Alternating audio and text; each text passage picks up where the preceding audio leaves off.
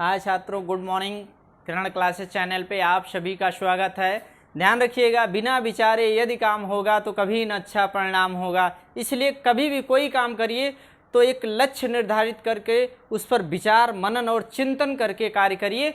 और अगर आपकी सोच सकारात्मक रहेगी तो आपको किसी भी क्षेत्र में लगे हैं तो आपको सफल होने से कोई भी ताकत रोक नहीं सकती है। इसलिए हमेशा आप पॉजिटिव रहिए और ऐसे मित्रों के साथ रहिए जो कि आपका उत्साह वर्धन करने वाले हों।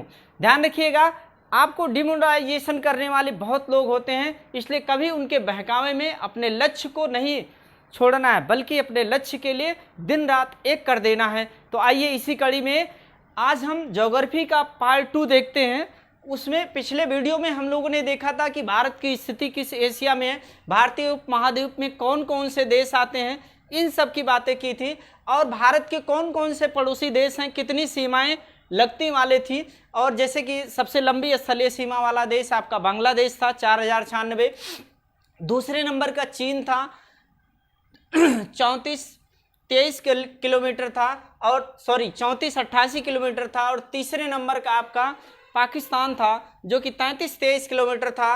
और चौथे नंबर का आपका नेपाल था जो कि 1751 किलोमीटर था। और पाँचवें नंबर का आपका म्यांमार था जो कि 1643 किलोमीटर था। और छठे नंबर का आपका भूटान था जो कि 699 किलोमीटर। और लास्ट में आपका अफगानिस्तान था जो कि 106 या 80 किलोमीटर। और दोनों की स्थिति में मैंने आपको फर्क बता दिया था। अब यहां से हम देखते हैं कि भारत के कितने राज्य हैं जो कि पड़ोसी देशों के साथ स्थलीय सीमा लगाते हैं। यहां से हम सभी देखते हैं। तो अभी तक भारतीय राज्यों की संख्या कितनी थी? 17 थी। कुल टोटल की बात हो रही, इसमें 2 केंद्र शासित प्रदेश अब अलग हो गए। अगर इनको भी सम्मिलित करते हुए अगर हम लोग बात करेंगे तो टोटल अब इनकी संख्या हो जाएगी कितनी? 18। और कौन कौन से राज्य हैं तो ध्यान रखिएगा, साइड में लिख दे रहा हूं। ये आपका गुजरात है, गुजरात, ये आपका राजस्थान है, ये आपका पंजाब है, ये आपका जम्मू कश्मीर है, ये आपका लद्दाख है, ये आपका हिमाचल प्रदेश HP 60 में लिख दे रहा हूं। ये आपका उत्तराखंड है, यानी यूके कह सकते हैं, उत्तराखंड है। ये आपका उत्तर प्रदेश है, ये आपका बिहार है, ये आपका वेस्ट बंगाल, पश्चिम बंगाल है, ये पश्चिम बंगाल है, ये आपका सिक्किम है, और इसके बाद में ये आपका मेघालय है, ये आपका असम है, ये अरुणाचल प्रदेश है, अरुणाचल प्रदेश, ये आपका नागालैंड है, ये आपका मणिपुर है, ये आपका मिजोरम है, और ये आपका त्रिपुरा है। ये इतने भारत के पड़ोसी राज्य हैं, इनकी संख्या अब टोटल हो गई है कितनी? 18। एक प्रश्न बनता है जो कि पूर्वोत्तर राज्यों में अगर हम लोग बात करें, जिसे हम 7 सिस्टर के नाम से जानते हैं। किस नाम से? 7 सिस्टर में एक प्रश्न खूब बनता है कि 7 सिस्टर का वो कौन सा राज्य है जो सभी राज्यों के साथ सीमा लगाता है? तो वो असम है। देखिए असम ये आपका अरुणाचल प्रदेश के साथ भी लगा रहा है, नागालैंड के साथ भी लगा रहा है, आपका मणिपुर के साथ भी लगा रहा है, आपका ये देखिए मिजोरम के साथ भी लगा रहा है, और ये आपका त्रिपुरा के साथ, और ये मेघालय के साथ लगा रहा है। तो पूर्वोत्तर में एक राज्य असम है जो कि भारत के पूर्वोत्तर के सभी राज्यों के साथ अपना सीमा साझा करता है। फिर इसके बाद में ये आपका त्रिपुरा है। त्रिपुरा इसका नाम क्यों है? क्योंकि बांग्लादेश से 3 ओर से घिरा है। देखिए ये पूरा बांग्लादेश की स्थिति है, बांग्लादेश से 3 ओर से घिरे होने के कारण इसका नाम क्या है? त्रिपुरा है। फिर इसके बाद में अगर हम कहें कि ये भारत की जो सीमा रेखा का नाम दिया गया है, विभाजक रेखा का नाम दिया गया है, उनके बारे में बात करें तो भारत और चीन के बीच जो रेखा विभाजक का कार्य करती है उसका नाम क्या है? मैक-मोहन रेखा। कौन सी रेखा है? मैक-मोहन रेखा। और भारत के एक राज्य अरुणाचल प्रदेश से इसका निर्धारण होता है? मैकमोहन रेखा का भारत के किस राज्य के साथ? अरुणाचल प्रदेश के साथ इसका निर्धारण किया जाता है। चीन के साथ सीमा लगाती है। ये तो सबका आपका जग जाहिर है कि आपका पाकिस्तान है, और पाकिस्तान के साथ जो सीमा लगती है, पाकिस्तान के साथ जो विभाजक रेखा का नाम है उसका नाम क्या है? आपका रेड क्लिफ। कौन सी रेखा का नाम रखा गया है? Red Cliff. और इसके बाद में अगर हम लोग बात करें कि यहीं पे देश है अफगानिस्तान। अफगानिस्तान की बात करें तो पहले तो ये पाकिस्तान था नहीं। पाकिस्तान बना कब? 1947 में बना, जब डूरंड रेखा, कौन सी रेखा भैया? डूरंड रेखा। एक प्रश्न बनता है कि डूरंड रेखा का जब निर्धारण हुआ था, ये किस दो देशों के साथ सीमा लगाती थी?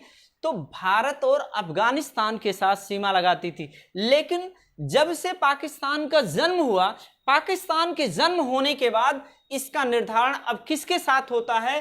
तो पाकिस्तान और अफगानिस्तान के साथ कौन सी रेखा? डूरंड रेखा का वर्तमान में निर्धारण हुआ है। भारत के एक राज्य त्रिपुरा और बांग्लादेश के साथ जीरो समांतर रेखा, कौन सी? जीरो समांतर रेखा खींची गई है भारत और किसके बीच? भारत के त्रिपुरा राज्य और किसके साथ? बांग्लादेश के साथ। भारत के यहाँ पर कच्छ के पास में गुजरात में और पाकिस्तान के बीच 24वीं समांतर रेखा, कौन सी? 24वीं 24 समांतर रेखा का निर्धारण किया गया है। तो ये आपके भारत के पड़ोसी राज्य, भारत के राज्य जो पड़ोसी देशों के साथ सीमा लगाते हैं। पुनः एक बार देख लेते हैं कि पाकिस्तान के साथ कौन से राज्य सीमा लगाता है? तो गुजरात, राजस्थान, आपका पंजाब, जम्मू कश्मीर, लद्दाख किसके साथ लगाता है? पाकिस्तान के साथ। जबकि अफगानिस्तान भारत के एकमात्र राज्य के साथ लगा रहा है, और कौन सा राज्य है? तो वो आपका लद्दाख है। फिर इसके बाद में अगर चीन की बात करें तो चीन 5 राज्यों के साथ सीमा लगा रहा है। वो आपका लद्दाख है, हिमाचल प्रदेश है, उत्तराखंड। 3 तो यहां से हो गए, सिक्किम चौथा हो गया, अरुणाचल प्रदेश 5 किसके साथ? चीन के साथ लगा रहा है। फिर इसके बाद में नेपाल की बात करें तो ये अपना देश पड़ोसी नेपाल है, और नेपाल की जो सीमा साझा होती है, नेपाल की स्थिति कुछ इस तरह से, नेपाल की जो सीमा साझा होती है उत्तराखंड, उत्तर प्रदेश, बिहार, ये आपका पश्चिम बंगाल और ये सिक्किम, 5 राज्यों के साथ सीमा होती है। फिर इसके बाद भी यहीं पे भूटान ये देश है। भूटान की बात करें तो ये देखिए, ये आपका पश्चिम बंगाल के साथ सीमा लगा रहा है, सिक्किम के साथ भी लगा रहा है, असम के साथ और अरुणाचल प्रदेश के साथ ये सीमा लगा रहा है। फिर इसके बाद में बांग्लादेश में ही वही बात कर लेते हैं, तो ये आपका पश्चिम बंगाल हो जाएगा, पूरा यहाँ से घेरे हुए आपका मेघालय हो जाएगा, ये असम, ये आपका त्रिपुरा और ये मिजोरम, 5 राज्यों के साथ इसकी सीमा होती है। अब यहाँ से अगर हम लोग बात करें, ये तो आपकी स्थलीय सीमा, स्थलीय सीमा की लंबाई कितनी है, ये भी प्रश्न खूब बनता है। तो भारत की जो स्थलीय सीमा की लंबाई है वो 15,200 किलोमीटर, कितना है? 15,200 किलोमीटर भारत की स्थलीय सीमा की लंबाई है। किसकी लंबाई है? भारत की स्थलीय सीमा की लंबाई कितनी है? 15,200। फिर इसके बाद में आगे अगर हम लोग बात करें कि यहाँ पर अब आइए बात करते हैं तटवर्ती राज्यों की। तटवर्ती राज्यों में आइए हम सभी बात करते हैं। तो तटवर्ती राज्यों में सबसे पहली बात करें तो ये जो तटवर्ती राज्य हैं, ये आपका गुजरात हो गया। गुजरात के नीचे आ जाएंगे तो आपका महाराष्ट्र हो जाएगा, महाराष्ट्र, और महाराष्ट्र के यहीं पे आपका है कौन सा? गोवा राज्य। कौन सा है? गोवा राज्य तटवर्ती में। और यहीं से आपका ये कर्नाटक हो जाएगा, कर्नाटक है। और ये आपका राज्य हो जाएगा कौन सा? केरल, केरल हो जाएगा। फिर इसके बाद में ये आपका तमिलनाडु है। कौन सा है? ये तमिलनाडु, तमिलनाडु है। और यहीं से आगे अगर हम बढ़ेंगे तो ये आपका आंध्र प्रदेश है, ये आपका हो गया आंध्र प्रदेश, आंध्र प्रदेश हो गया। और इसके ऊपर जाएंगे तो ये आपका उड़ीसा हो जाएगा, ये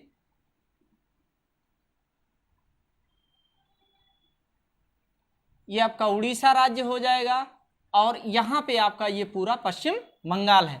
तो ये तटवर्ती। और एक प्रश्न बनता है कि कुल कितने तटवर्ती राज्य हैं, तो 9 हैं। कितने हैं? 9 तटवर्ती राज्य हैं। ये पश्चिमी तट है और ये आपका पूर्वी तट है।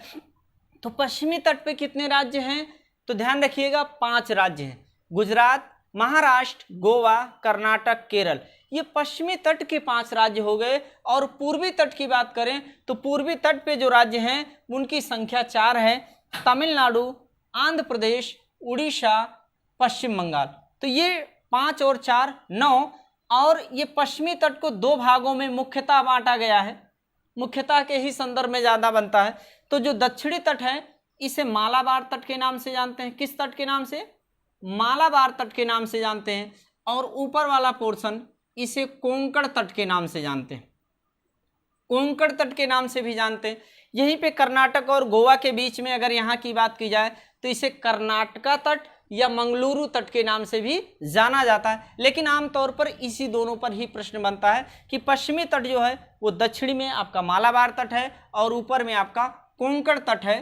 फिर इसके बाद में इधर के तट, पूर्वी तट की बात करें तो इसे भी मुख्यतः, मुख्य की बात हो रही है, मुख्यतः इसे भी 2 पार्टों में डिवाइड किया गया है। नीचे वाला पोर्शन इसे कोरोमंडल के नाम से जानते हैं, कोरोमंडल के नाम से जानते हैं। और ऊपर वाले छोर को उत्तरी सरकार के नाम से जानते हैं, उत्तरी सरकार के नाम से जानते हैं। और उड़ीसा के तट को उत्कल तट के नाम से भी जाना जाता है, क्योंकि उड़ीसा का जो प्राचीन नाम था वो उत्कल था। क्या था? उत्कल था। अब यहां से अगर हम लोग बात करें कि सबसे लंबी तटवर्ती सीमा लगाने, पहली बात तो कुल तटवर्ती राज्यों की संख्या कितनी है? 9 है। 9 समुद्र तट से तटवर्ती सीमा लगाने वाले हैं। और आपके 2 द्वीपीय राज्य हैं। और द्वीपीय राज्य कौन सा है? ये आपका हो गया लक्षद्वीप, लक्षद्वीप ये द्वीपीय राज्य हो गया। और ये आपका हो गया अंडमान निकोबार द्वीप समूह। ये अंडमान निकोबार द्वीप समूह है जो कि ये अराकानयोमा पर्वत श्रृंखला का ही भाग है, जल में डूबा हुआ है और उसके द्वीप टापू ऊपर निकले हैं, इसीलिए इसे द्वीप, द्वीप जो कि चारों ओर जल से घिरे हुए भूभाग को क्या कहा जाता है? द्वीप कहा जाता है। और भारत की स्थिति क्या है? प्रायद्वीप भारत कहा जाता है, क्योंकि ये 3 ओर जल से घिरा हुआ है। हालांकि उसे अलग से एक वीडियो में बनाऊंगा। यहाँ पे देख लीजिए थोड़ा सा, और यहाँ पे देख लीजिए तो तटवर्ती राज्यों की संख्या कितनी हो गई? 9। पश्चिमी तट पे कितने राज्य हो गए? 5। और पूर्वी तट पे राज्य कितने हो गए? 4। अब यहाँ पे अगर हम लोग बात करें कि कुल तटवर्ती सीमा की लंबाई, अगर कुल तटवर्ती सीमा की बात करेंगे, कुल तटवर्ती सीमा की बात करेंगे तो इसकी जो सीमा है तटवर्ती 7516.6 किलोमीटर। इसमें ये 9 राज्य भी शामिल होते हैं, अंडमान निकोबार द्वीप समूह भी शामिल होता है, और क्या शामिल होता है इसमें?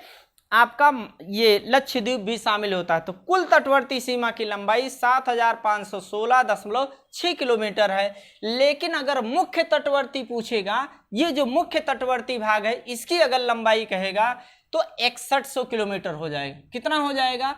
6100 किलोमीटर ये मुख्य तटवर्ती भाग हो जाएगा। इस पे अभी आपका एक पार्ट वीडियो मैं और बनाऊंगा।